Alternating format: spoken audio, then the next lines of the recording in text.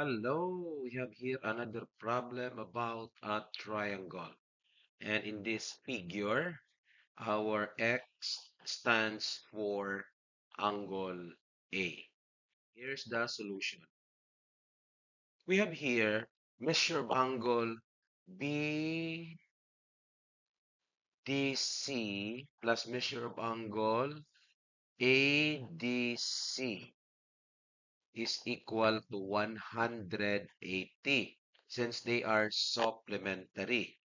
It follows that measure of angle ADC is equal to 80 because supplementary angles have a sum of 180. So if this is 100, this other angle here is 80. We have this equation, measure of angle BCD plus measure of angle DCA. BCD, then DCA, this one, and this angle ACE. These three angles have a sum of 180. Then measure of angle DCE is equal to the sum of angles DCA and ACE.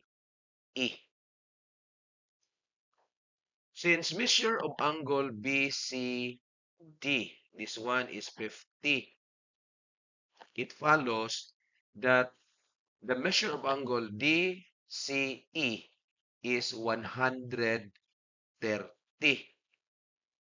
Now, the markings here suggest that angle DCA and angle ACE are equal. So, 130 divided by 2, you get 65. So, it follows now that the equation measure of angle ADC plus measure of angle ACD and angle A is equal to 180 because the sum of the interior angles of any triangle is equal to 180. Then substituting measure of angle or angle ADC by 80 and angle ACD by 65. Then add 80 and 65, you get 145 and subtract it from both sides of the equation, you have measure of angle A is equal to 35. Thank you very much for watching. I hope you get something from